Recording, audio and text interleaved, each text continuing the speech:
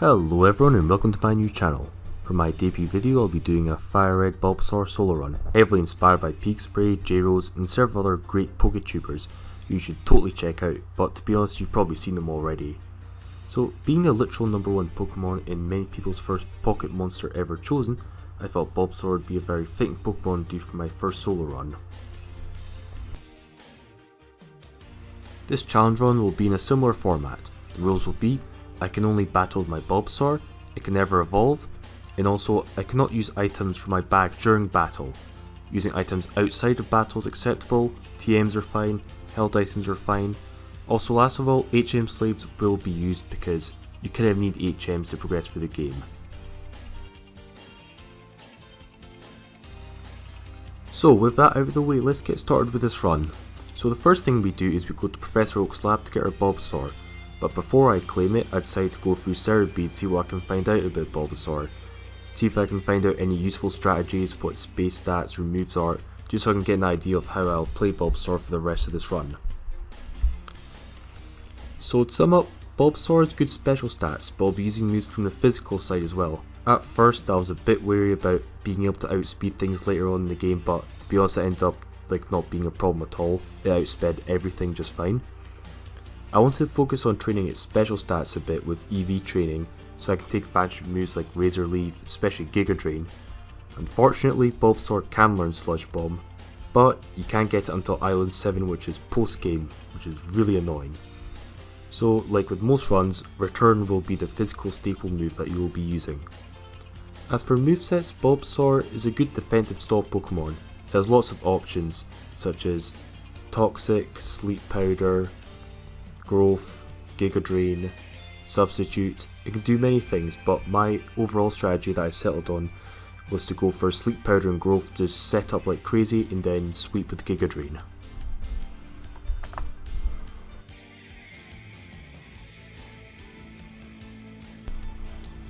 So I reset the game over and over again until I spawned a Bulbasaur that looked like it had good natures and IVs. Eventually I settled for one that had a timid nature to boost its speed while lowering its physical attack. This was a mistake however, as extra speed ended up not mattering at all. I outsped everything just fine, but I did lower my physical attack, which I did have to use a decent amount in this run. To be honest, if you're a high enough level, the natures don't matter too much. I would probably go for a special attack boosting nature, that's what I would recommend, but it's up to you. So now that my partner that I'll be using for the rest of this run has been chosen, I proceed to my first rival battle against his Charmander. And we lost. Yeah, that was pretty disappointing for my first battle. Anyway, we'll be back. So after this defeat, I proceed to grind until I hit a decently high level, and then I return to my rival and proceed to flex on him as revenge. This rematch battle wasn't too easy or too hard. I used Leech Seed to stall out the Pidgey and whittled down the rest of his team. Luckily his Charmander didn't have any fire moves yet, even though Charmander should have Ember by that level, but I'm not complaining anyway. So after this battle we carry on through the Bug Forest. Not much to see there, I beat all the trainers pretty easily.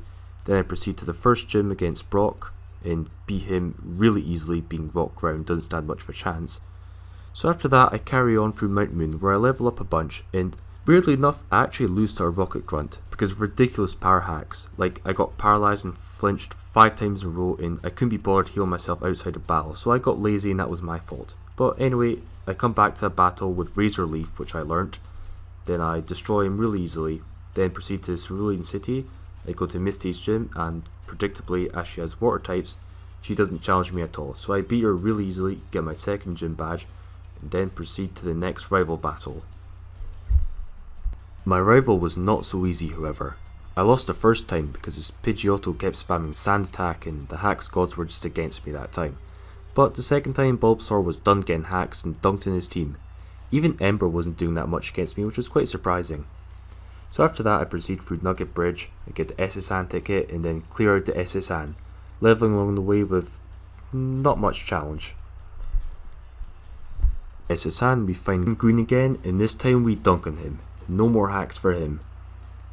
We get the HM cut and then we proceed to the third gym and we clear it out easily with nothing noteworthy happening. Yeah, get used to me saying that because I will be saying that a lot this run. So after that, we go straight to Lavender Town and we keep getting stronger along the way.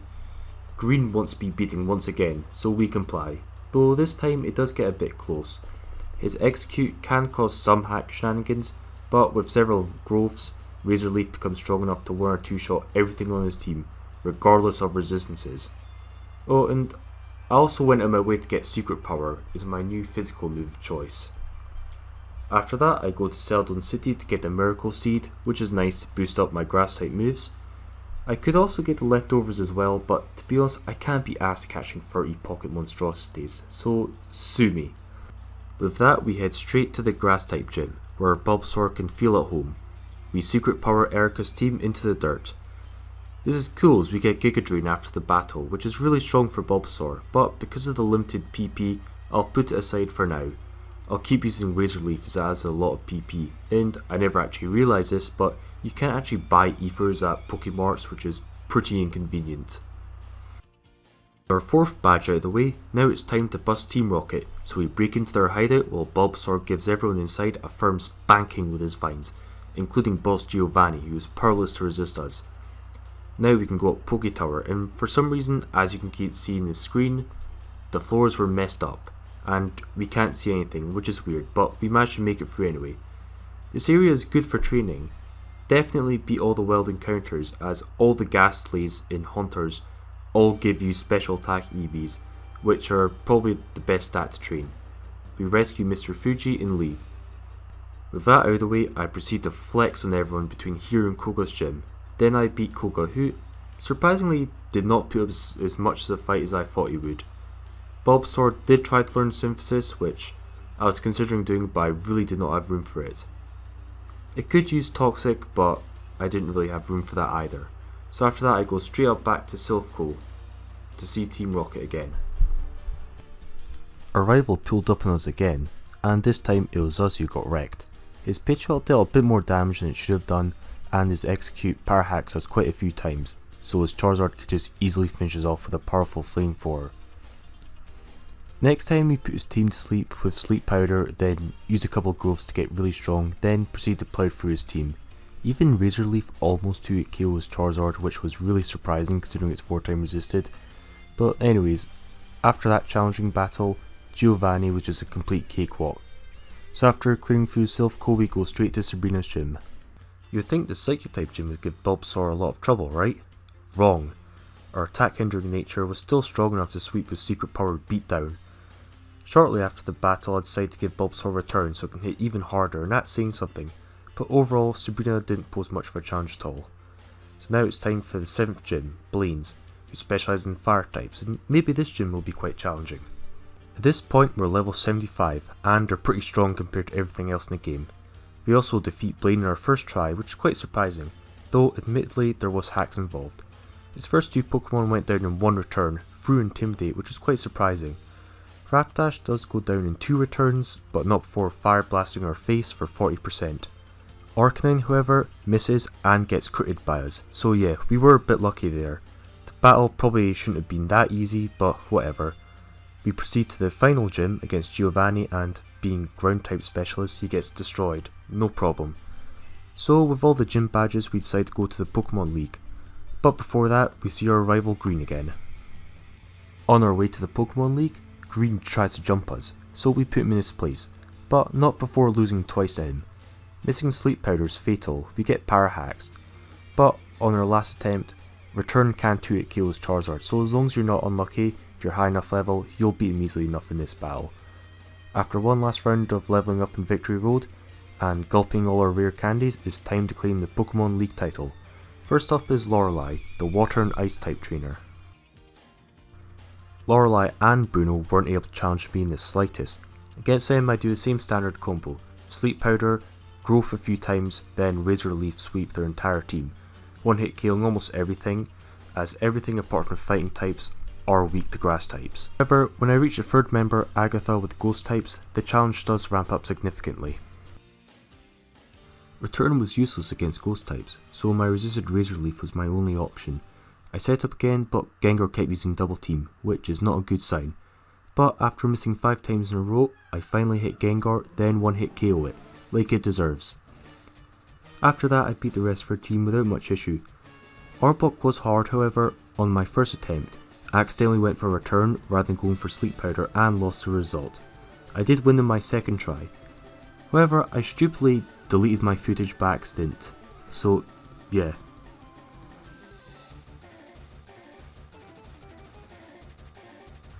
The last Elite Four member, Lance, also beats us once. Intimidate weakens us, so Dragonite is a bit problematic with its flying and dragon type. But after losing, I realised that I did have TM Giga Drain in my back that I was holding on to. I didn't use it because of the limited PP, but I thought this would be a good time to use it so I can deal more damage and heal HP at the same time. With this, I won in my second try as Bulbasaur could just one hit KO Gyarados and Aerodactyl and heal lots of HP at the same time. With this newfound power, I can then take out Dragonite and the Dragonairs easily enough. So now with the Elite Four beaten, it is time for the final battle against a champion.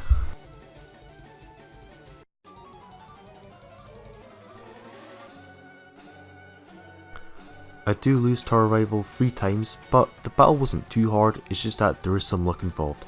I needed to use growth 6 times as Giga Drain only had 5 PP, so I had to make them count. We need to put Pidgeot, Alakazam and Charizard to sleep as they can hurt us badly with super effective moves. There was one time where I put Charizard to sleep, then knocks down to Blaze range and it completely destroyed us in one Fire Blast, so I had to be careful for that.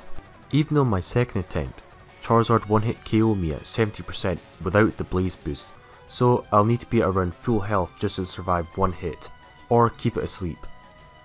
Once his ace is down, the rest of his team will be easy enough to deal with, though one sleep powder miss on Alakazam could be fatal as it is very strong.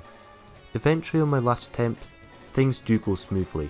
After I almost faint to Pidgeot, I use Giga Drain to just heal up the rest of my HP, I crit Charizard, and after that it's just an easy victory. So now I'm finally the new champion of Kanto, and it was all because of my Bulbasaur. To be honest, this run had some challenges, but nowhere near as much as something like a Ditto or a Shuckle would. The run was easier than I thought it would be.